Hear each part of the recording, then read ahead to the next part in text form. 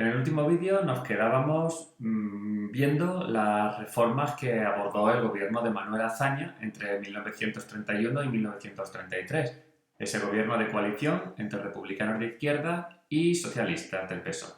Bueno, pues vamos hoy a continuar y a terminar con estas reformas. El último día vimos las tres primeras. Recordáis que este gobierno estaba decidido a abordar todos los grandes problemas que a su juicio tenía España para conseguir modernizar el país y ponerlo a la altura de los demás países europeos. Entonces, pues ya vimos cómo hubo una reforma agraria para abordar ese problema de los latifundios, de la productividad agraria, del reparto de tierras a los campesinos, la reforma autonómica con los estatutos, ¿no? y los gobiernos autonómicos como la Generalitat y el Estatuto de Cataluña, la reforma militar, que trataba de subordinar a los militares al poder civil y de modernizar el ejército. Y hoy vamos a ver tres más: las reformas laborales, la reforma educativa y la reforma religiosa. Comenzamos con la reforma laboral o las reformas laborales. Sabéis que lo laboral tiene que ver con el mundo del trabajo. Por tanto, el objetivo de estas reformas laborales era mejorar las condiciones de vida de los trabajadores de las fábricas y el campo. En este momento, tanto los trabajadores de las fábricas como los del campo tenían muy malas condiciones de vida. No tienen nada que ver a cómo son las condiciones de vida de los trabajadores en la actualidad. Entonces, estos gobiernos de la Segunda República establecieron medidas como el establecimiento de los salarios mínimos, los seguros de accidente, la jornada laboral de 8 horas en el campo y muchas otras. Pero por no alargar, os cuento estas tres. Como siempre en estas reformas, hay intereses que se ven perjudicados. En este caso, el de los empresarios y de los propietarios, porque todo esto podría hacerles que sus empresas fueran menos productivas. También os quería decir que el autor de estas reformas laborales fue el ministro de Trabajo. Y el ministro de Trabajo de este gobierno de coalición fue Francisco Largo Caballero, que era del PSOE. Recordad, tenemos un gobierno de coalición entre republicanos de izquierda y socialistas. Hay ministros como Manuel Azaña, que son republicanos de izquierdas, y hay ministros como Largo Caballero, que son del PSOE. Francisco Largo Caballero, que era del PSOE, fue el que se encargó de estas reformas laborales. Creo que esto es muy sencillo. Otro de los grandes problemas que tenía España era el de la educación. En España había muchísima gente analfabeta, en España hacían falta muchísimas escuelas y muchísimos maestros, y estos gobiernos del bienio republicano creían que la educación era clave para mejorar las condiciones de vida de la gente y para hacer un país realmente democrático y libre. Así que fue uno de los sectores en los que más invirtieron, en educación. El objetivo de la reforma educativa era acabar con el analfabetismo y extender la educación pública, laica, quiere decir no religiosa, y gratuita para toda España. Entre las medidas que hubo, se crearon 10.000 nuevas escuelas, se aumentó el 50% del presupuesto en educación y también se apostó por la coeducación de niños y niñas para que no tuvieran que estar separados niños en unas clases y niñas en otras. Fijaos el impacto que tuvo que tener esto, ¿no? 10.000 nuevas escuelas son muchas y el presupuesto de educación aumentaron en un 50%, ¿vale? Esto nos da una idea de la importancia que estos gobiernos le dieron a la educación y a la erradicación del analfabetismo de la gente que no sabía leer ni escribir, que por cierto era mucho mayor ese analfabetismo en mujeres que en hombres. Y como todas estas medidas, también tuvo oposición. Los sectores conservadores y la Iglesia estaban en contra de esta educación laica, porque, como os dije en la anterior clase, a las órdenes religiosas se les prohibió dar clase y en los colegios no había asignatura de religión. Entonces, los sectores más católicos estaban en contra de esto y también hicieron oposición a esta reforma educativa. Una de las cosas que más han llamado la atención de los historiadores dentro de esto de la educación son las misiones pedagógicas. La República y este gobierno no solo se preocupó de la educación de los niños y de los jóvenes, sino también de los adultos. Imaginaos si ahora la España de los pueblos y la España rural se dice que está abandonada o que se está vaciando o que no tiene servicios. Imaginaos cómo eran los pueblos de España y las aldeas de España en la década de 1930. aldeas por ahí perdidas, sin ningún tipo de conexión con las ciudades y muy atrasadas. Bueno, pues en esa idea de la República de que llegara la cultura a todos los rincones de España, se crearon las misiones pedagógicas. Esto consistía en que se enviaba a gente a todos los pueblos y a todos los rincones de España, gente que iba pues en camionetas o en coches o como fuera, para llegar a los últimos rincones de España y llevar allí bibliotecas, organizar obras de teatro, llevaban discos de música, ¿qué más? ¿Qué más? Llevaban reproducciones de los cuadros más importantes del Museo del Prado o de los cuadros más importantes de España para que la gente, los adultos de los pueblos, pudieran verlo y pudieran formar parte también de la cultura española. Ahí veis una foto de cómo se estaba organizando un teatro y un coro y vais a la gente del pueblo con la expectación, ¿no?, de ver aquello. Bueno, pues esas fueron las misiones pedagógicas. Terminamos con la última reforma. Habéis visto cómo estos gobiernos quisieron cambiar de arriba abajo España. Y la última reforma que les quedaba es la reforma religiosa. La he dejado para el final porque ya hemos visto mucho. Y ya sabemos que el objetivo era separar radicalmente la Iglesia y el Estado. Crear un Estado laico en el que la Iglesia no influyera para nada más que en la conciencia de cada uno. Por tanto, el objetivo era separar Iglesia y Estado. Ya os dije las medidas de la Constitución. La Iglesia y el Estado estaban separadas, se prohibía enseñar a las órdenes religiosas, no había religión, no, eso de educación está mal, no había religión en las escuelas, no había presupuesto de culto y clero, es decir, no se le pagaba a los curas, se aprueba el matrimonio civil, ya no tiene por qué ser el matrimonio solo religioso, y el divorcio, que no es aceptado por la Iglesia, también se aprobó, ¿vale? ¿Quién se opone? Pues evidentemente, la Iglesia Católica estuvo en contra de estas medidas. En fin, pues esas son todas las reformas que abordó este gobierno.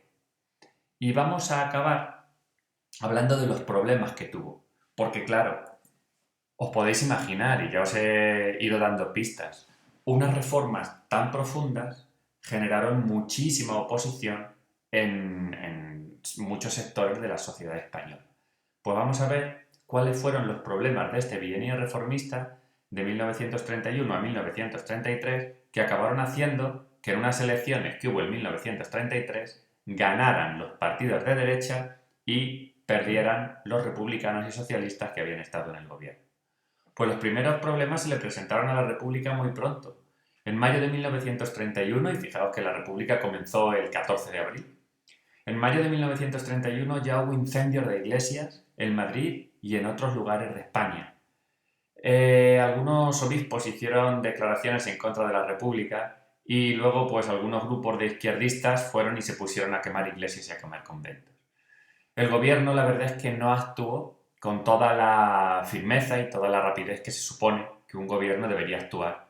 Entonces, esa pasividad del gobierno que dejó un poco hacer a estos grupos que se pusieron a quemar iglesias, hicieron pensar a muchos católicos que la República estaba en contra de la Iglesia y eso hizo que desde el principio gran parte de la opinión católica estuviera en contra de la República o no mirara ya con buenos ojos a la República. Eso por un lado. Por otra parte, también recordáis que estos primeros gobiernos hicieron una reforma militar. La reforma militar consistía en reducir el número de oficiales, en que todos los oficiales tuvieran que jurar fidelidad a la República, y esto en parte del ejército se tomó como un ataque a las Fuerzas Armadas, como un ataque a la institución militar. Bueno, pues ya en 1932, el general Sanjurjo, que es el que veis justo el segundo, empezando por la izquierda, el que es más bajito, pues el general Sanjurjo ya hizo un intento de golpe de Estado contra la República en 1932. Lo que pasa es que fracasó, lo metieron en la cárcel, lo condenaron a muerte, lo que pasa es que luego, bueno, pues le conmutaron la pena y no fue ejecutado. Y además tenemos una oposición que va no ya desde los sectores más conservadores, sino al contrario, de los campesinos. Os dije que gran parte de los campesinos, alentados sobre todo por los anarquistas y parte de los sindicatos, vieron que estas reformas agrarias que iban a mejorar su vida iban muy lentas. Eso que creían ellos que en cuanto viniera la República se iban a repartir las tierras de los ricos, no fue así, porque la ley tenía que cumplir unas garantías e iba muy despacio. Entonces, ¿qué pasa? Pues que hubo levantamientos campesinos en sitios como Castilblanco, que está en Extremadura, o como Casasviejas, que está en Cádiz, de campesinos pues que querían que las reformas fuesen más rápidas. Se produjeron choques con la Guardia Civil, con las fuerzas del orden, específicamente en Casasviejas hubo varios campesinos muertos, varios campesinos anarquistas muertos, y todo esto fueron golpes muy duros para el gobierno, un gobierno de izquierdas que se supone que iba a mejorar las condiciones de vida de toda esta gente, y al final los campesinos también se les ponen en contra. Por tanto, para terminar, podemos decir que la oposición a este gobierno de izquierdas, a este gobierno republicano y socialista, vino de dos partes. La idea clave es que el gobierno tuvo que hacer frente a una oposición que le vino tanto desde la derecha como desde la izquierda. Desde la derecha, esto lo tenemos muy fácil y ya lo sabemos. Los propietarios de tierras, que están en contra de que se les expropie su finca. El ejército, en contra tanto de la reforma militar como de estas reformas autonómicas, por esa idea de que se puede romper la unidad de España. La Iglesia, por las medidas de separación de Iglesia y Estado. Los más conservadores, que también estaban en contra de todo esto. Y todos estos pensaban que las reformas eran muy radicales. Sin embargo, también hubo otra oposición desde la izquierda.